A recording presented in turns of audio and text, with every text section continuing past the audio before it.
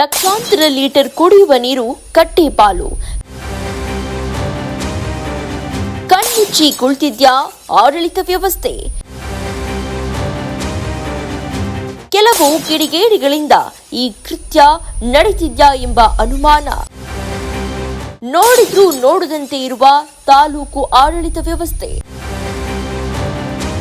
ತಾಲೂಕಿನ ಕುಡಿಯುವ ನೀರಿನ ಯೋಜನೆಗಾಗಿ ಕೋಟಿಗಟ್ಟಲೆ ವೆಚ್ಚ ಮಾಡಿ ಕುಂದೂರು ಹೇಮಾವತಿ ಕಾಲುವೆಯಿಂದ ಪೈಪ್ಲೈನ್ ಮೂಲಕ ಚಿಕ್ಕನಾಯಕನಹಳ್ಳಿಗೆ ಹಲವು ಕೆರೆಗಳಿಗೆ ಕುಡಿಯುವ ನೀರಿನ ವ್ಯವಸ್ಥೆ ಮಾಡಿದ್ದು, ಈ ಪೈಪ್ನಲ್ಲಿ ಬರುವ ನೀರನ್ನ ತರಬೇನಹಳ್ಳಿ ಹತ್ತಿರ ಮತ್ತು ಕಾಡಿನಹಳ್ಳಿ ಶನಿ ಮಹಾತ್ಮ ದೇವಸ್ಥಾನದ ಹತ್ತಿರ ರಾತ್ರೋರಾತ್ರಿ ಕಿಡಿಗೇಡಿಗಳು ಪೈಪ್ ಅನ್ನ ತೂತು ಮಾಡಿ ನೀರನ್ನ ವ್ಯರ್ಥ ಮಾಡುತ್ತಿದ್ದಾರೆ.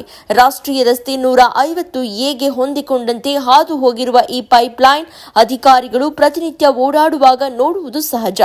ಆದರೆ ಯಾವುದೇ ರೀತಿಯ ಕ್ರಮ ಕೈಗೊಳ್ಳದೇ ಇರುವುದು ಆಡಳಿತ ವ್ಯವಸ್ಥೆಯ ವೈಫಲ್ಯವನ್ನ ತೋರಿಸ್ತಾ ಇದೆ.